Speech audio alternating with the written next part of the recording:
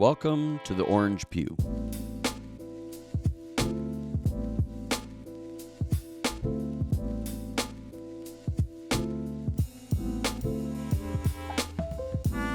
Hello and welcome, Christian Life Assembly and our network. Hello, CLA. To the May edition. Yes. So we've just come through the long weekend, and that kind of signals that we're at summer. So I hope that you are planning a good summer.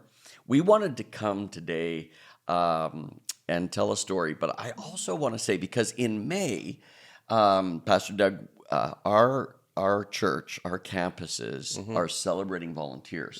Volunteer appreciation. Volunteer appreciation, exactly. So, in fact, I think this may even come out on Volunteer Appreciation Sunday. So, I want to first say thank you to our guest. This is Garrett Cahoon. And Garrett Cahoon. Hello. He allowed me to use a little bit of his story in when we started the relationship series and I was preaching. I used a little bit of his story, and it just was a real inspiration to have him come in and do a whole session on the Orange Pew. So the first thing, I usually do this at the end, Garrett, but the first thing I want to do is I want to give you an orange, a chocolate orange. So you're on an Orange Pew.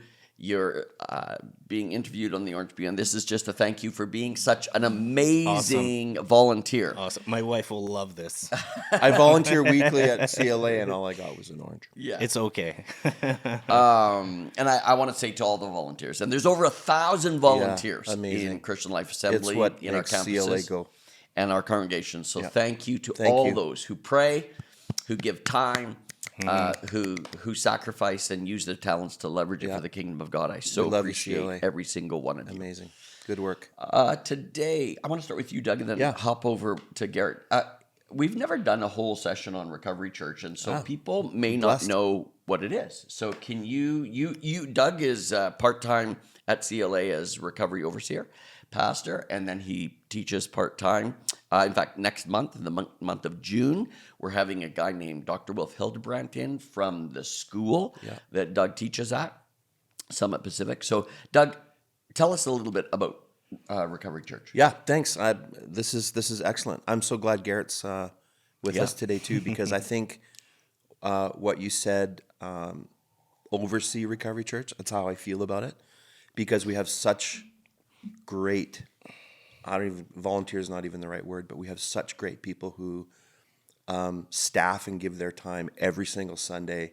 And it's not just about Sunday. It's about, a lot of our volunteers, they'll show up at Wagner Hills on a Wednesday or a Friday, or hopefully Garrett will talk a little bit about his advocacy with people who are incarcerated. He's getting involved with that. And it's just amazing. I mean, Garrett, I know Garrett's going to tell a story, but Garrett is like Sam Stanley, who's also part of Recovery Church. We're so blessed by Garrett. And he's an amazing leader. Actually, people call him Pastor Beard. So, Pastor Beard. It's a great thing. I want to give a shout out to one other overseer, Larry.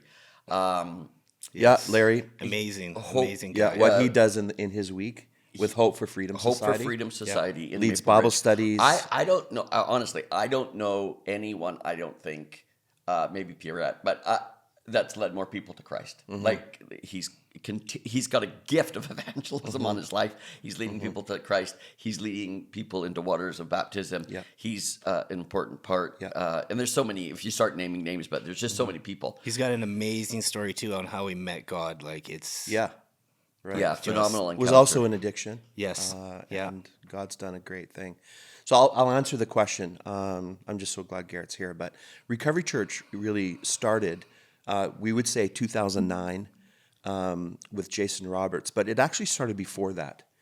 That people would, during the revival of CLA, Fire and Freedom, they would take buses to go to the downtown east side and pick up people and bring them the Fire and Freedom.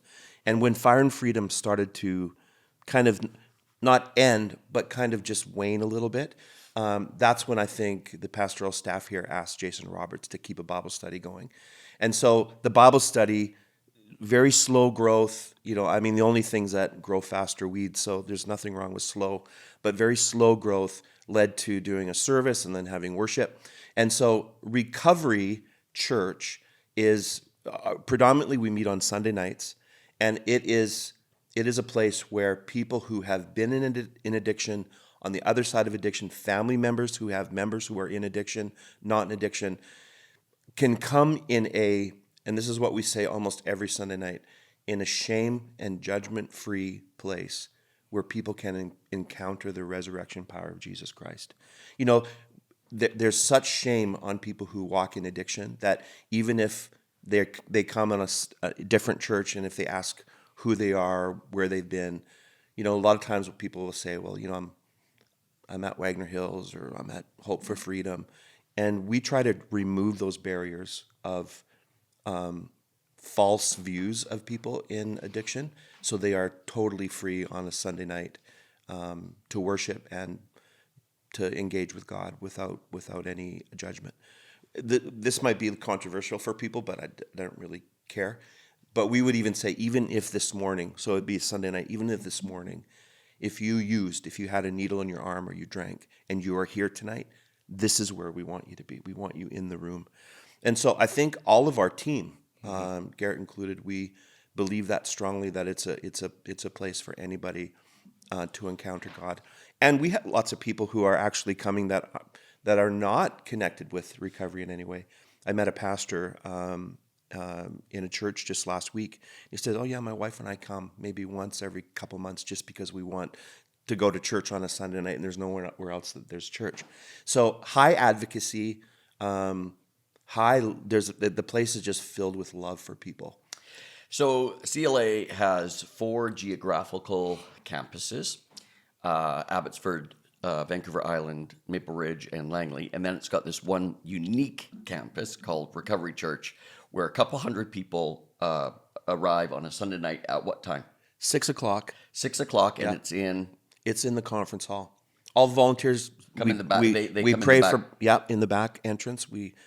Prayer starts at 5 for those who are volunteers, and we pray it up and ask God to help, because we really believe it's a life and death situation. Sure. Like there's such turnover. I would say, like a couple Sundays we had 220, but I'd say connected to Recovery Church, there's probably 500 or 600 people that, you know, they'll leave, they'll make a mistake, we'll see them back.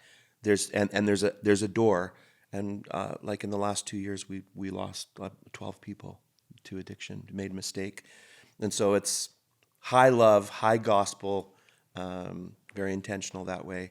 And it's just not Sunday. Like Garrett will talk about a little bit, his advocacy for people who are our friends who are homeless, and then a lot of us are in a lot of the recovery centers during the week. Mm-hmm. So I'd say this is not a good theological word. It's magical of what happens in that room. With connections, and it's great. And Garrett will talk about. So yeah, let's transition to Garrett. Pastor Great Beard, to hello. have you Pastor Beard on the Orange Pew. It's awesome to be sitting on this again. I remember when I first started coming to CLA. You sat on these? Yeah, I sat on these, and it was awesome. I loved it. Orange was one of my favorite colors, so I was like, I like this. So tell us what you do in recovery. You're a volunteer. I am a volunteer, yeah. And you work full time, and you've got a family, and but you give time and energy to this. So tell us a little bit about what you do. Yeah. So I'm an elevator mechanic by trade. I've been doing that for about 22 years. I'm married. Me and the wife have been together 24 years now, something like that. We got married at this church. We were baptized together at this church. This has actually been the only church I ever went to. And the reason for it is I remember when I was really young, I was in Beavers, and we came here for a jamboree. So it's funny, when I got out of prison and I was looking for a church, I'm like, well, I know one. I went to one in my life, and that's how I ended up here. Because of a jamboree. Because a beaver jamboree. A beaver jamboree back when I was, I don't know, super, super young, obviously, right? But I just got involved in Recovery Church. I loved what was going on. Pastor Joel was running it at the time. Yeah. Shout out to Joel Reimer. Yeah, awesome guy. Did so much for me, still does. He's I just wish he wasn't so far away, but I love that guy, man.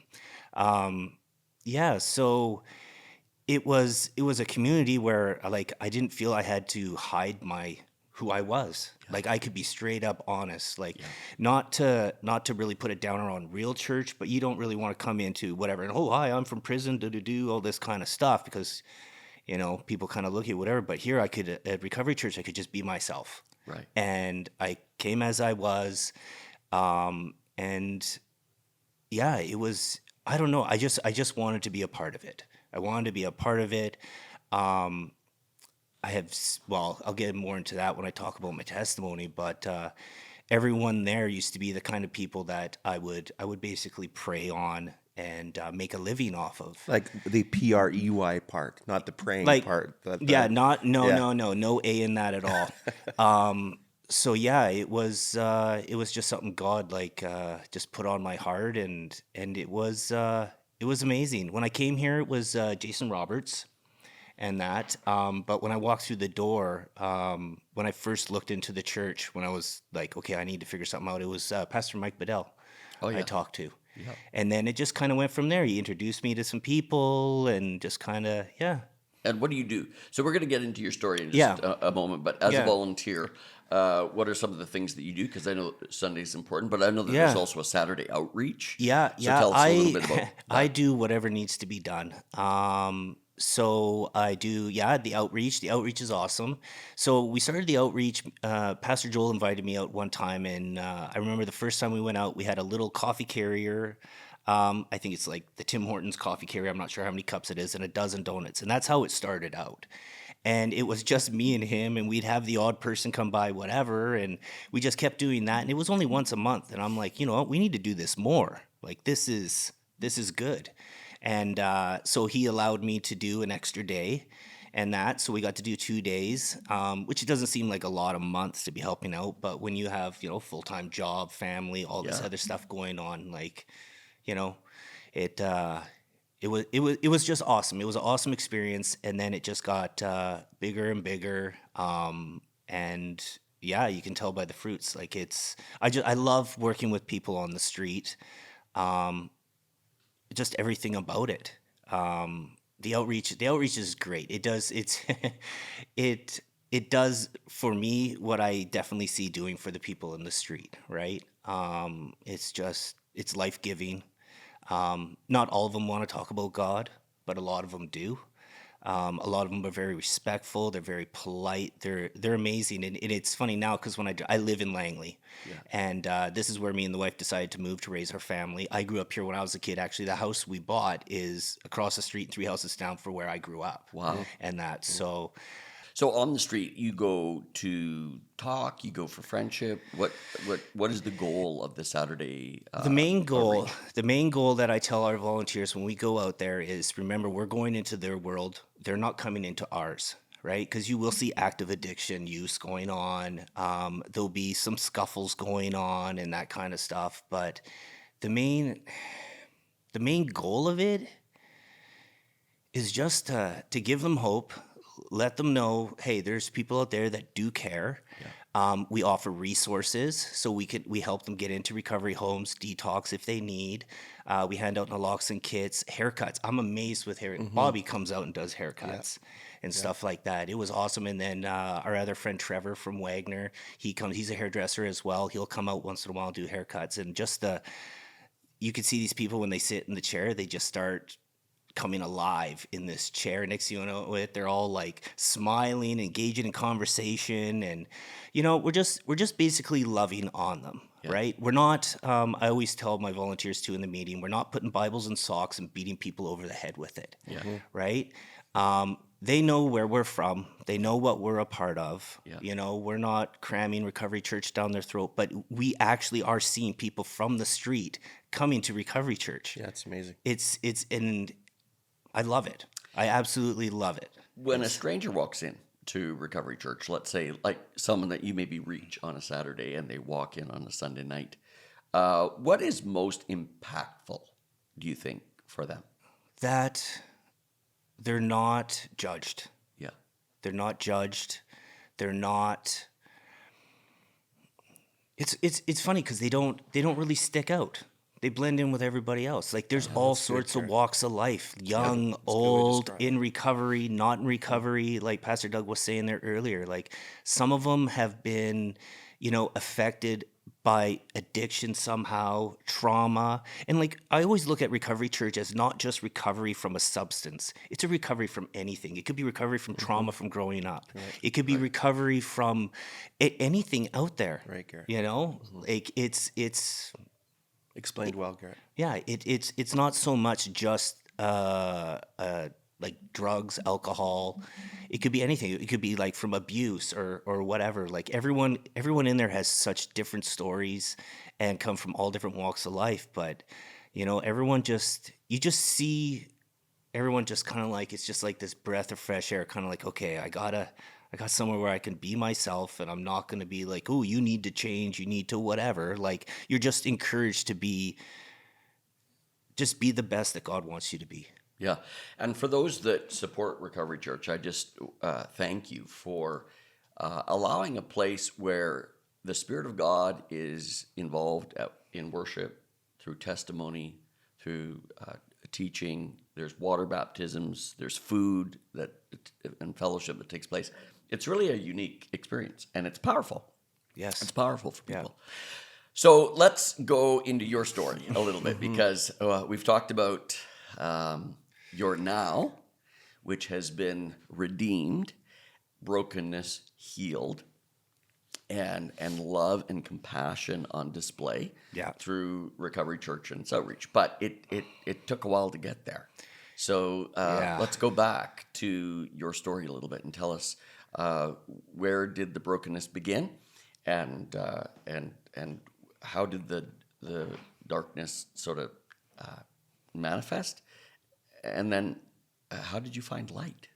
Yeah. So as a child, I was ADHD. So my parents had to put a lot of effort into parenting me.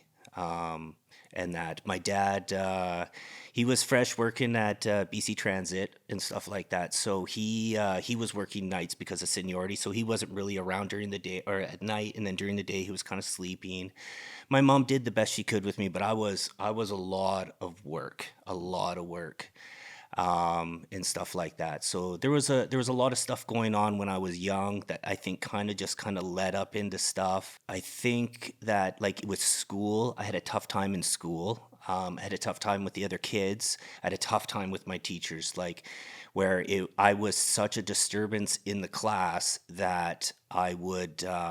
It actually led to a teacher physically abusing me in the middle of the class in front of other students, and that got dealt with and stuff like that. And at the time, I didn't, I was a kid. I really didn't know what I was doing wrong, right? I just was always in trouble, and I was just like, hey, whatever, I guess. Even if I was doing something good, I was in trouble. If I was doing something bad, I was in trouble. Even if I wasn't doing anything, I seemed to always be getting into trouble. I didn't see what I was doing wrong. I do now, of course, when I'm older. And, I look back and I'm like, oh, boy, man, my parents, props to them for doing what they did and what they could at the time, right? So yeah, it was pretty tough for my parents. I have a brother as well, and it was tough for him too because it seemed like I was getting all the attention, Right. and whether it was positive, negative, whatever, that kind of stuff. So yeah, I feel bad for him and that, but. When my parents, like basically it was rough childhood, all that kind of stuff. Like I was just always in trouble, school, friends, all that kind of stuff. The neighbors really didn't like me. I remember a couple times there, and I talk about it in my testimony when I go, like, because I go and speak at recovery houses and, different things and stuff like that. And I tell my story, and I remember one time that... I wasn't allowed on this one individual's property. His parents didn't like me, didn't like my family, that kind of stuff. And, I just remember sitting on the sidewalk one time watching the kids all like eat freezies and stuff and all hang out in this yard. And I wasn't allowed over there. So it was just one of those things where at a young age, I just felt I didn't belong anywhere, like nowhere. Yeah. Right? Not accepted, none of that kind of stuff. And at that time too, I didn't really think I was a bad person, but I just seemed to be going through all the things that a person that was up to no good would just be. Like parents are usually pretty good, but for them to say no, like straight up, you're not allowed on my property. It's a lot for a kid to hear from a stranger, right? From a parent of one of your friends kind of thing. So, so that was kind of tough. We moved around a lot of different schools and stuff like that. So it was always remaking friends, finally get to, a couple of them. And it was always hard for me and that. And one day my parents, I was about 10 years old, and they ended up separating. So getting a divorce. And it was tough because I was going through a lot of stuff at the time. Just before my dad told us he was leaving, I had been sexually abused by a family friend, and I never told anyone. Like I didn't tell my mom until probably maybe a year ago. Wow. And that was really tough. And then my father, about 5 years ago, passed away from cancer. So I never got a chance to really talk to him, which is probably good because he probably would have got, aggressive with the matter. So, so that happened. And then all of a sudden my parents divorced. And then we moved to the island. My mom moved over there to Vancouver Island, a place called Sayward. She had a school friend that was going to help her just kind of get through everything that was going on. Like my mom had a tough go too, right? So, this was a lot for her too. And over there she met another man, but he wasn't very nice. So there was a lot of like physical and verbal abuse. Like to me, I never seen him do anything to my brother, but there definitely was verbal abuse there. And then a lot of stuff went down with my mom as well. And I witnessed a lot of that. And so these are layers of disappointment and Yes. grief and brokenness, and then they kind of culminate. Yeah, and I didn't your really life. realize it wasn't until later on when I got into actually, okay, I got to deal with some stuff, right? Yeah. Because I suffer from anxiety. I also have PTSD and stuff like that. But it wasn't until I started getting therapy on this stuff that I started to realize, because I used to think that my later years, which caused me all this pain, when it actually had started way back when I was super young. Right. I lived with my mom over there, and it was confusing for me too, because this guy, my mom's boyfriend at the time, he would take me canoeing, we would go hunting, camping, dude, all this stuff that dads do that even my real dad didn't do. Right. But yet on the other side, there was this other side of him that was just, I was like, hey man, I was just, okay, this is the way it is. I didn't know. My mom wasn't taking us out of the situation or anything like that. But eventually what happened is my dad caught wind of it and basically took me out of the house.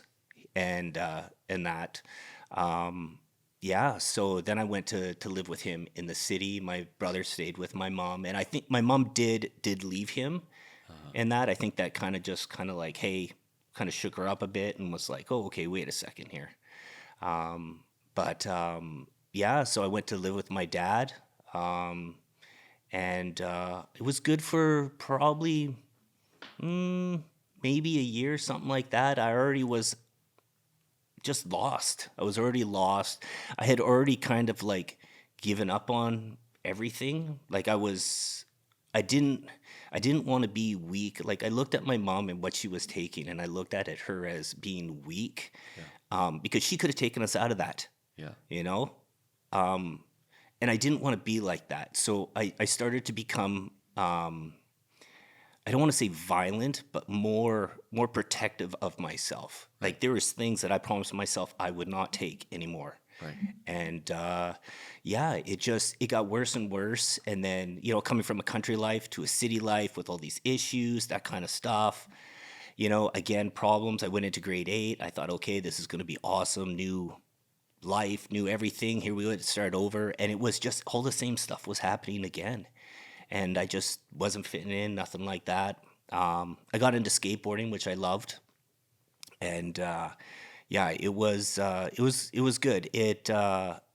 a lot of the people, like during that time, skateboarding's a little different now. We didn't have skate shops in malls and skate parks, and we were chased down everywhere, and people always tried to beat us up, and it was crazy back then. You had to really love skateboarding to skateboard, because it was not well received. It was not part of culture. It was not. No. Thing. Back then, it wasn't. Your skate shops were in like next to pawn shops and just seedy places, and that kind of stuff. And but everyone that I had met through the skateboard scene, all had come from similar situations or whatever. So it was a bit of a community, right? And that kind of stuff. So I was skateboarding a lot more. I started skipping school, that kind of stuff. My dad started getting more frustrated with me, that kind of stuff. And, just little things just would happen. And I think things just kind of built up. And then one day he just had it and told me I had to go. So I think I was around maybe 13 and a half, maybe 14. And I was on my own. So, I stayed with friends here and there and that kind of stuff. And, during that time too, like if I was hungry, I would shoplift something or whatever. So there was like little bits of crime and, breaking the law going on and stuff like that. Nothing like what I eventually got into.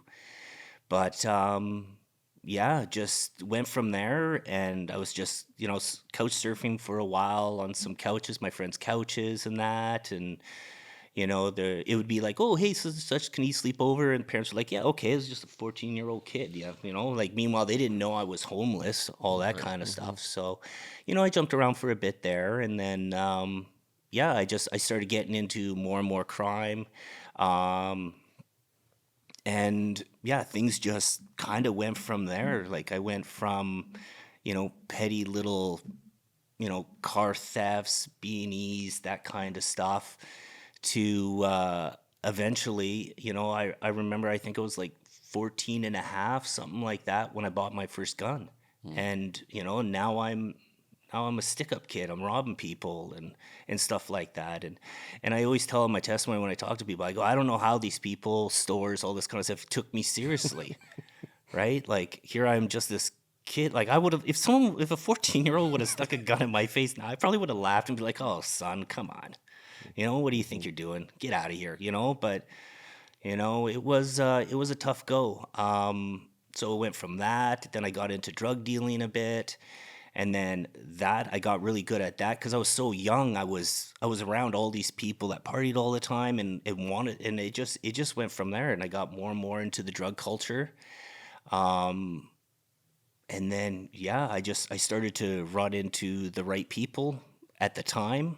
Now, I guess you could consider them the wrong people. Yeah. And I just advanced up and I had goals of becoming somebody, and that's what I was working towards. And I knew the right people and that kind of stuff. And it just went from there. And that's when things started getting really dark, like a lot of violence. I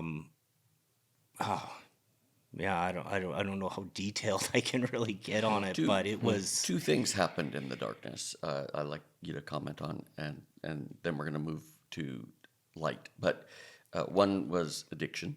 Yep. And the other was incarceration. Yes. So just briefly tell us about those two things. So my drug addictions, it was more just to kind of cope with stuff, because I started getting, when I got involved in more serious stuff, I was doing stuff that actually, in a sense, I think I knew wasn't right.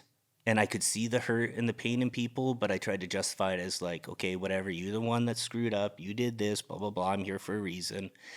And the drugs, like, I was never homeless. I never went to a recovery center, none of that kind of stuff.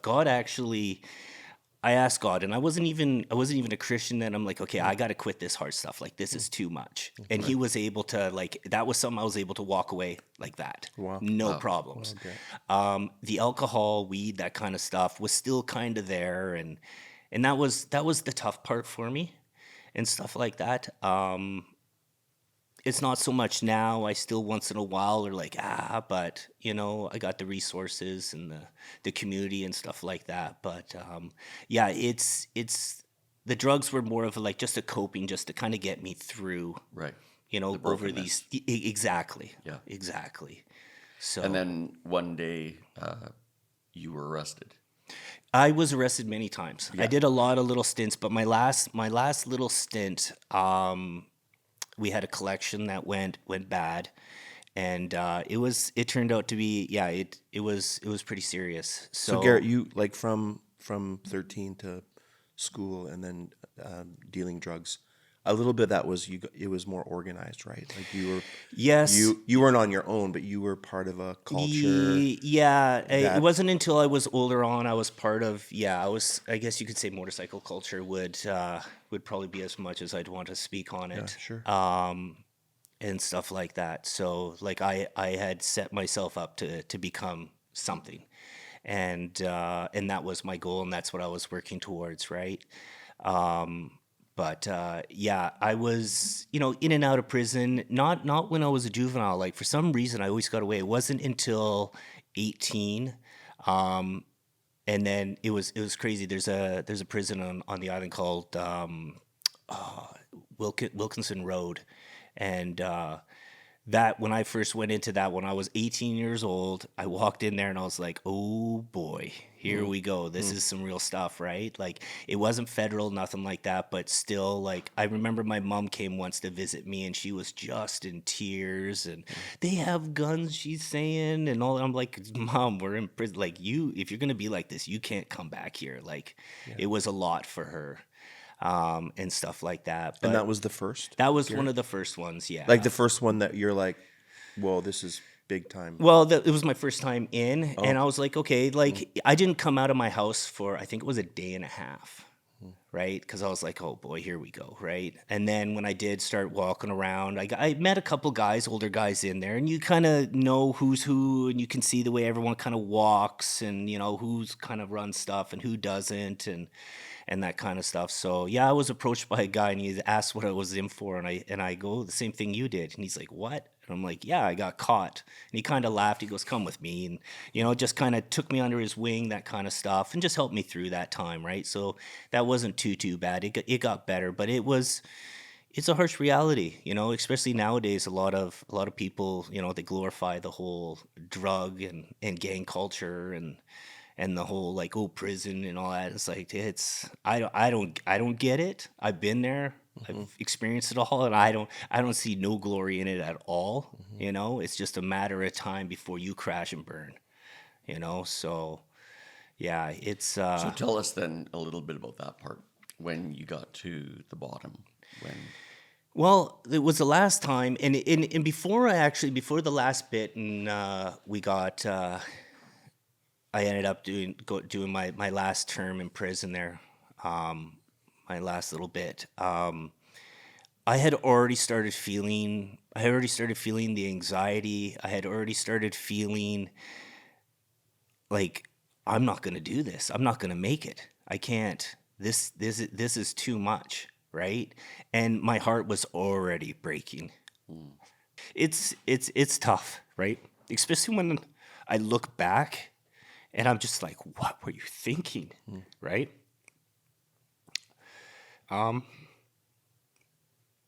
It was. I was already kind of looking for a way out, and it's not exactly the easiest to walk away, but that in the end, like we had a collection go really bad, and everyone got arrested, and.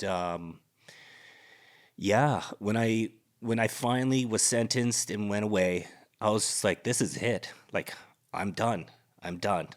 Like, when I get out, I'm going to do whatever, talk to whatever, and see what can be done, and stuff like that. So while I was in, I met another guy in there, and he was a Christian.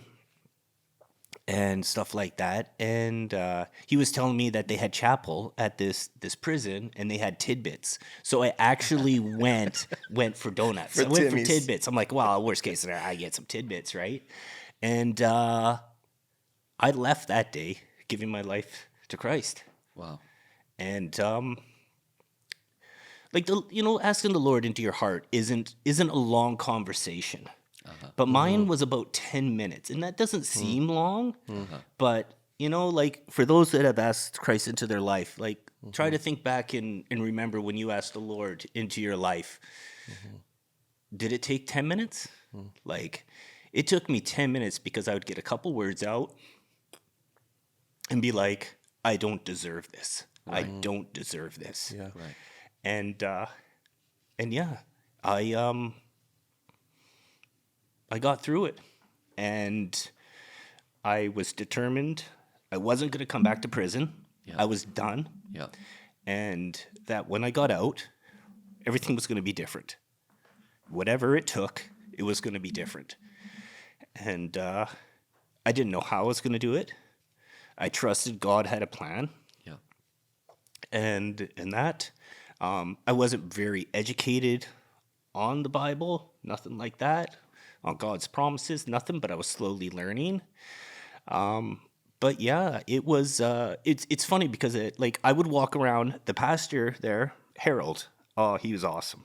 Awesome. My wife actually surprised me at one of my birthdays when I was out with him. He was at one of mine, and I was just like, dude, it was so nice to see him. What it are you was, doing I couldn't believe it. There was a whole crowd, and he was the one that I noticed. Yeah. And I was just like, he just stuck out. So he gave me a Bible. That Bible I carried around everywhere with me. I slept with it under my pillow. Everything. Like, I was just like, hey, this is my new guide. I'm just going to follow this, and where it leads me is where it leads me. It's going to be better than where I'm coming from. So that's what I did. Did that. I finished my time. I got out, and and what it was crazy because everyone's like, oh, like, you know, people were always giving me advice. Oh, you could just walk away, just do that, and it's like, yeah, you have no idea what you're talking about. You know, it's a completely different process. But what had happened while I was in is my boss and his boss were actually offed and stuff like that. So it came to the point where it was like I almost had a decision to continue on doing what I'm doing under a different sponsorship, or I could just fade away. So I'm not saying God offed my bosses so that I could be free, but I'm just saying that, you know, There was a time. It was timely. It was just the way it worked out, and I had just trusted, and it went from there. Now, I got out. Me and my wife, we dated a bit before this, but it was too much of a lifestyle for her. She didn't like it, and I didn't want to give it up. So we went our separate ways. So we actually ran into each other. It was a few months after I had gotten out. And somehow I got her back. Yeah. It was the red hair. It was very detracted to it. So Probably. let's talk about the light. So we get a sense of the darkness and its consequences. Lots of consequences. In your life. And then all of a sudden, Jesus gets deposited into your soul. There's immediate forgiveness, but then there's long-term process of the long-term, Spirit, right? It's still going on. Yeah, still going on. I love that. And that's why Recovery Church exists. And For all tell of us a little bit about that process of increased light, increased healing, and deliverance. A lot of ups and downs. Yeah. A lot of ups and downs. You're going to get what you put into it. You can't just sit there and expect everything just to get better. You have to search. Mm-hmm. You have to look. Mm-hmm. You have to want God to be in your day.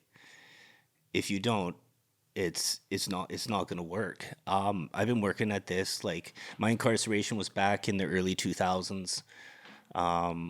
So, you know, it's been, you know, probably 23 years. Right. And I'm still working.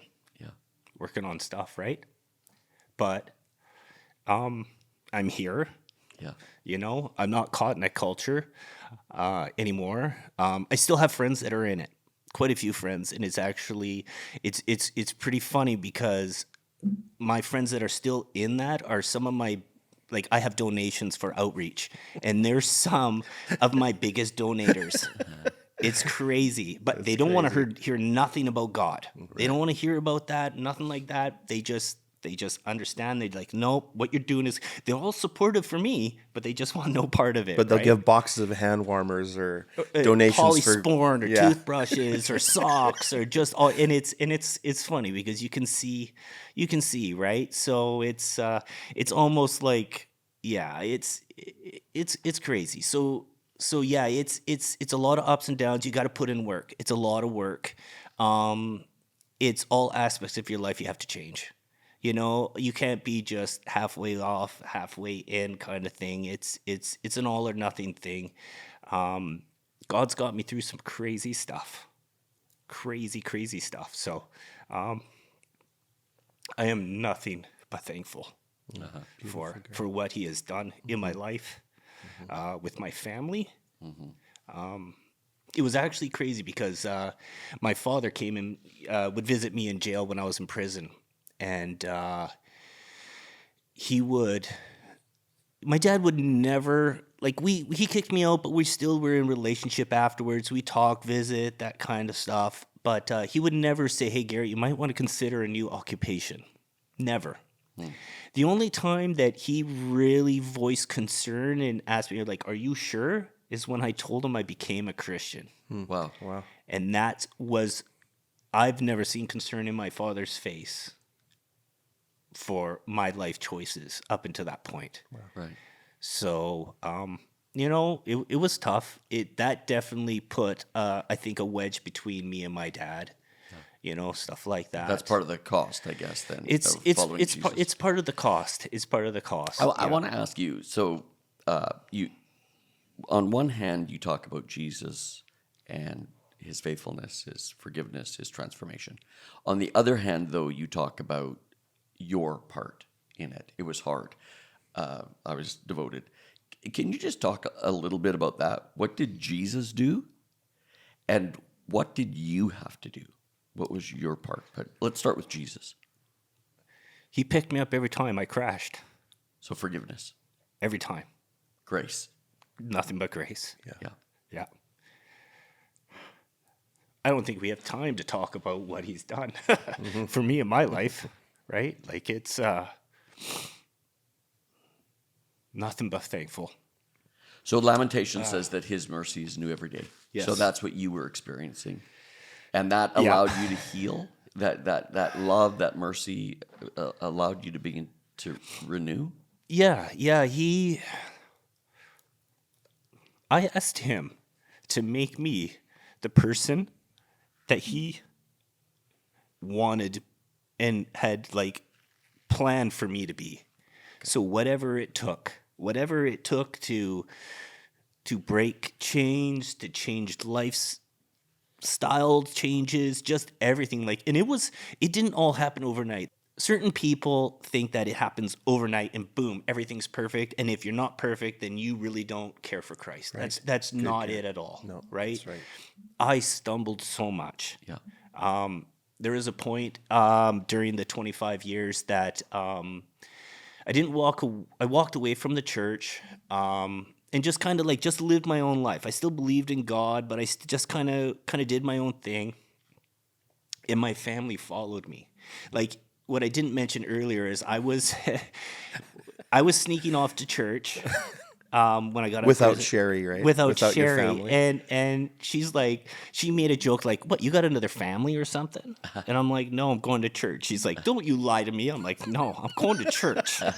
And she's like, "Fine, take us." I'm like, "Okay, let's go." And boom, right? So, I was very fortunate that way because I was a Christian, and I know some couples where one's a Christian, one's not. It's quite a battle. Yeah. My wife dived in head first, and yeah, she's amazing. Same with my kids. Sherry and Garrett's family. Sherry's just a gentle, kind, strong, amazing person. Yeah, you're blessed, Garrett. Yeah, she's awesome. She's really awesome. But yeah, she's helped me through a lot of stuff. But yeah, God and it was gentle too. It wasn't like a smack upside the head, like, hey, you know what? You can't do that no more. Like, that doesn't fit in with the program, right?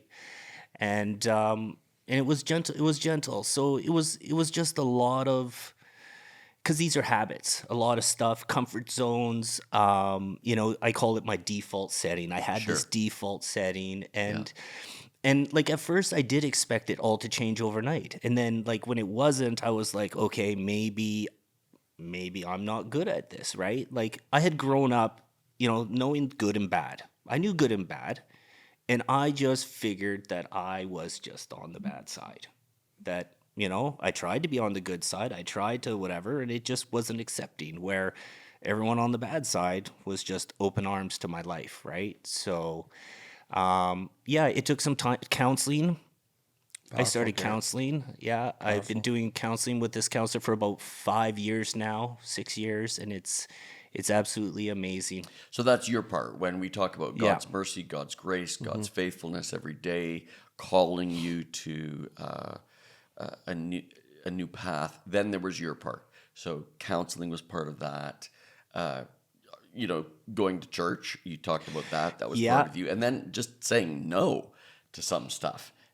And that's just self-discipline. It's tough when you live in the world for so long and everything around you is of the world, and then you're stepping out of it, and that. So it's not easy. It's not becoming a Christian has been one of the hardest things I have done, and I've done some stuff that is not easy. Yeah. And your message, though, Garrett, I think is important for people to hear, because, the justification part, like when we come to Christ, we know that's like Jesus takes us. But sometimes we forget that the changing to become like Jesus is till death. Like we are always morphing and changing. And we probably get too impatient in our, McDonald's culture, instantaneous transformation. There are some things that change right away, but there are things that take a while that Jesus transforms us. Yeah.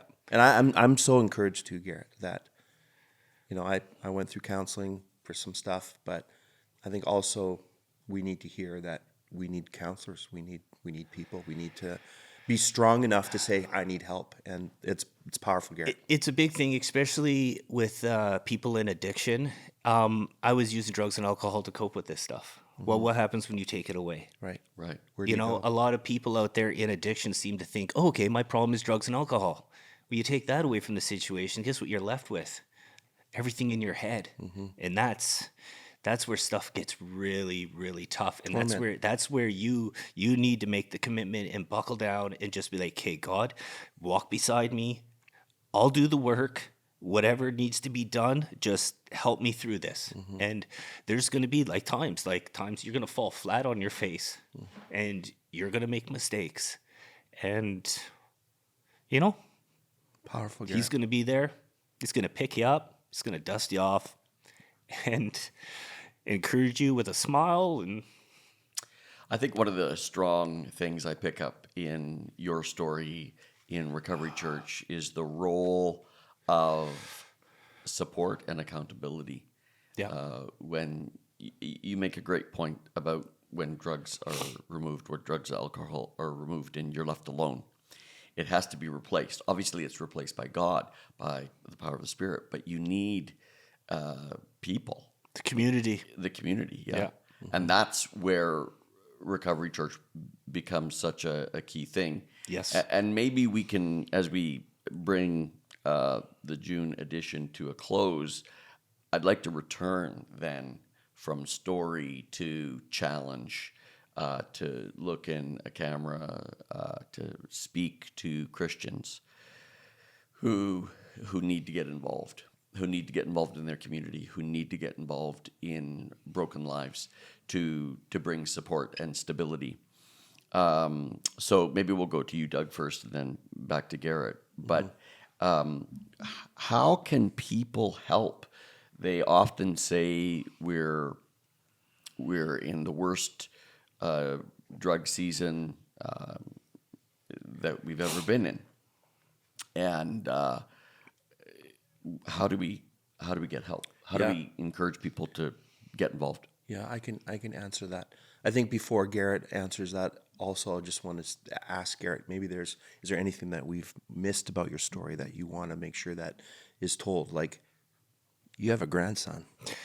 Like that would be great to hear, and we'll do that. But Yeah, I'll yeah. first respond to your question, Derrick, by saying, I think what's important for me is people ask me sometimes, how do you get through with always working with people? I'd say, I think you have to understand that even if you're not in addiction, as a Christian, you're still on the margins. Like theologically, we have to understand that as Christians, we've been grafted into a larger process of God's economy.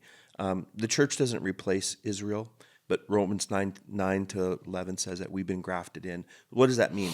I'm also on the margin. I was in the out. Every Christian, we were on the out. And so sometimes we look at people and we call them they're on the margins or they're not part of society. Well, what happens in our minds, we have to remember that we also were on the out. But also just perception of people. These are, not every story is downtown east side. 74% of deaths in our province are not on the downtown east side or downtown Langley. They're in suburbs, just like Garrett's and yours and mine. They're people in isolation. And people never get out of addiction. Never. There's not been one account of someone getting out of addiction where they've been forced or judged or manipulated. And so what does it take? It takes love, encouragement, and community. Like at Recovery Church, we don't say, you're going from addiction to sobriety. It's addiction to community.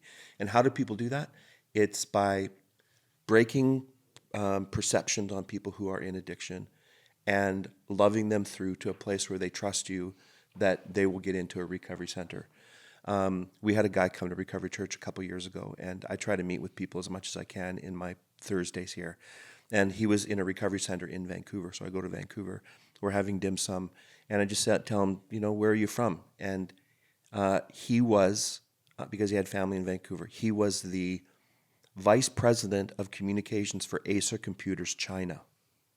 So our perception at times, it's like, just marginalized, some druggie, some guy, no, addiction is happening all over the place. In fact, if a majority of CLA watches this, I would say a majority of people sitting in the seats on Sunday morning are also in addiction. They just have too much shame to admit it and get help. So I think just break the perception, and it's deep love, encouragement, prayer. Like every Sunday night, we do not go through Sunday without praying for people. We believe in it. So it's high encouragement, high Jesus, high gospel, and lots of prayer, and lots of encouragement for people to break out of it. You can add to that, Garrett. I'm not sure if I missed something. Yeah, no, I agree with all that. It's addiction comes from trauma and then also mental illness. A lot of people are like, oh, these people are just out having a good time. I don't see a good time happening when I'm out on the streets. I don't see a good time. These are people just figuring out how to cope with stuff, right? Where, society, when they're in a better spot, turn their back on them, and now it's even more, right? It's life is not easy. Life is not easy, and depending on your circumstances, how you grew up, what you're going through, your family environment, all that kind of stuff, like addiction, if it doesn't directly affect you, it one way or another will affect you. It'll either be like your neighbors, you'll see it on the streets, or, you'll be walking with your kids asking, hey, what's this? I remember we did we do a Christmas Eve outreach, and that's really big. I love Christmas. So good. It's awesome. And I remember I did one Christmas where I was utterly alone, and I was like, this is horrible. So we do a Christmas outreach where we put these bags together. My friend Kat, she's a great girl. She helps out as well. It was actually kind of an idea we came up together. And I remember I took my youngest daughter out on the first night, and she had never, she's seen homeless people, that kind of stuff. But we're handing out these bags, praying for people, that kind of stuff, and people were just breaking down in tears, just breaking down. And my daughter's sitting there watching this. And that, so, she gets to see, what, there's people out there that need us, right?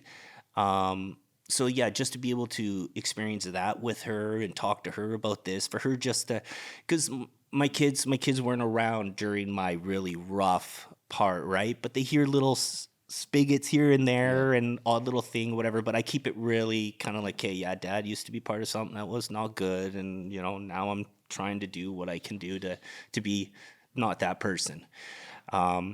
So yeah, it's I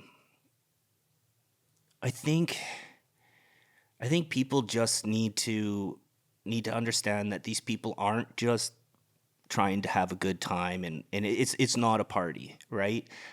With Recovery Church, when people come through the door, we celebrate their victories and we walk with them through their falls. Good, Like Garrett. that's the main thing. That's what's attracted me so much to it. That's why I have nothing but love for Recovery Church. I'm so happy that I get to be a part of it. Yeah. And I just love everything that's going on there. Like the volunteers too. Like even the volunteers for outreach, for Recovery Church, all that kind of stuff. I remember because like I mentioned earlier, I took a little step away from recovery or from church for a while. And when I had come back, I had quit drinking because I got back into drinking. I quit drinking, came back to church. And the first person, I sat down, I did the old typical, I'm just going to sit at the back and just hide out back here. And Glenn just zeroed right. He seen me from across the room. Dumontel, awesome guy. I love that man. He just beelined across and and just introduced himself and that's what I needed. And I prayed before that. I said, okay, God, you know what? I'm coming back. Just put the right people in my life. That's what I prayed. Put the right people to get me through this in my life. And that prayer's been answered hundredfold. So As we close, maybe you could introduce your family to us. And then I want to challenge those who are listening with a couple of things. But tell us about the family that God's given you. yeah, so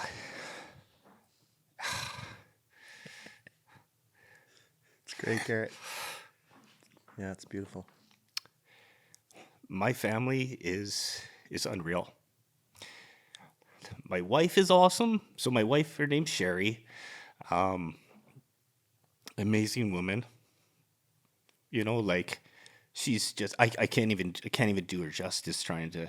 She's just awesome. She is awesome. We have two amazing kids. Janelle's my youngest. Olivia's my oldest. My oldest is married and I have a grandson named Grayson, and he's awesome. Little redhead. I love him to death. Just love him to death. And then she's pregnant again. She's due again in September. So it's another boy coming. So we're working on a hockey team or something going on here.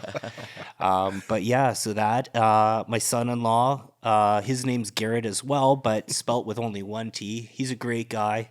He treats my daughter so well. Yeah. And that's something that I think every dad wants to see. Like we take care of our kids, that kind of stuff, especially daughters. I only have daughters. So, to sit there and see another man step up to the plate and love on her and take care of her the way that you would want to, then, I just feel really blessed. I'm really grateful.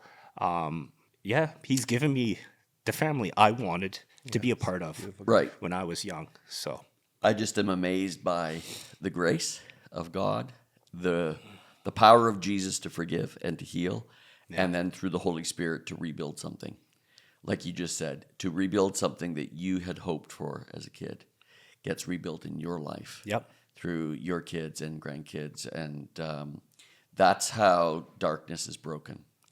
Generational darkness is broken by a new beginning in Jesus. And I want to say to those who are watching today, whether you're a pastor or someone at CLA or just visiting the Orange Pew today, what I get from these guys in this interview is the first thing is you have to change your mindset towards those who are broken. Mm-hmm.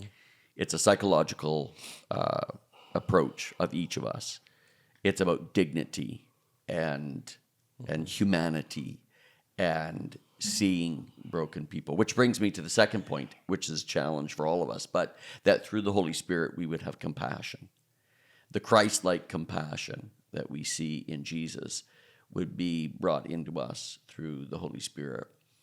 And the third thing that I learned from these guys is do something. Do something. I love what you do on Christmas Eve. Most families are, they go to church, they go home, they have food there, but you guys are on the street on Christmas Eve. That is so powerful. It's because I pastor CLA too, besides giving. It's really Garrett and the team that he's put together. Amazing. It's amazing the team that Garrett has because Christmas Eve we're always in church service while Garrett and the team are out there, and they've done such a great job. But we know that you're there. Yeah. And we talk about it and we pray and so all of us together make British Columbia a better place. All of us together make the Church of Jesus Christ a welcoming place. So we got to do something, and I appreciate what you're doing through Recovery Church. Derek, I remember this sometimes, that when we were doing some work on our local church constitution, I mean, it's polity and it seems silly, but one of our district officials who's looked at lots of constitutions, looked at many church constitutions, and he looked at the documents that CLA has, and he made the statement that CLA's constitution is one of the only, governing documents that says we will care for the poor. Yeah. I've never forgotten that. And I just feel like CLA has always been on the front lines of that. I'm so glad that we are part of a church that does something. There's some pastors, because of my Summit side, that say the tactic of church growth for them is good expository preaching, but they do nothing in the community. Yeah. And I would just want to say, bring an encouragement, is just do something. Just start a daycare, partner with Salvation Army, just flip and get your people out there and do something. And the reason why I so deeply love Garrett and appreciate Garrett and is he's part of that in Recovery Church. He's done an amazing job, Garrett, and deeply appreciate you. On behalf of the leadership at CLA, thank you for letting me your be a part advocacy. Your advocacy for people in our city. Thank you for coming, Garrett, and sharing your story and highlighting Recovery Church and also highlighting that God makes a difference. Yes. In the transformation of a life. Sorry about all the tears. No. It comes with it started as soon as I became a Christian. Actually, I just started to become a very emotional person. So yeah. I remember Garrett telling me once that we haven't told me all the stories, but from a culture of kind of a little bit of violence included in that. When he came to Christ, he couldn't walk the street and step on a worm or a bug. He was, the switch in Garrett's life from violence to creation care. Actually, is amazing. I can't even imagine that person I used to be anymore. It's. I look back, and even when I tell my story, I'm just like, wow. Mm-hmm. What a wrong turn. Maybe we'll have to wait for another session, but Garrett is also getting involved, and I'm so proud of him in incarceration when people get out of prison. I think it's MWM2, something like that. Yeah, M2W2. Yeah, I've done some speaking at one of their trainings for their volunteers and stuff like that. And see, they didn't have that back when I was in prison and stuff like that. So I just went and, told my testimony, and I was actually invited to come there by my counselor, and that she got invited. She's like, "Oh, I got someone who can definitely." So that was kind of awesome too, for her to kind of see that. So yeah, I got to sit down and speak with a bunch of people and just encourage them. And I just felt so encouraged by them, people that haven't even been to prison that want to help these people, just mentor them as they get out and get back into the world and stuff like that. It's I really liked what I seen, what they're doing, and I'm really encouraged to know that there's more people out there doing that kind of stuff. Such a great opportunity, Garrett. Yeah, Amen. I know this is volunteer month, but Garrett is one story of many stories of people who volunteer at CLA. Mm-hmm. A volunteer who advocates for people, loves people, shows up by their presence. CLA, we're just blessed by all of you who volunteer Sunday after Sunday and midweek, and thank you. Over 1,000 volunteers we applauded in the month of May, and we're going into the summer now, and I hope that as ministries make adjustment for the summer, many of you find rest and and that your holiday is not just leisure. Your holiday is spiritual revitalization. And I don't know what we're going to do for July and August on the Orange Pew, but we're going to be coming back, and maybe we'll try to make the summer special with some stories. But I want to thank Jabber Productions, my son Joel, for helping produce this. We hope you enjoyed it, and maybe you need to check out Recovery Church. God bless you. You're always welcome. Thanks, CLA. We love you. Thanks for listening to the Orange Pew. To stay up to date, please subscribe on Spotify, Apple Podcast, or YouTube podcasts. We'll see you next time.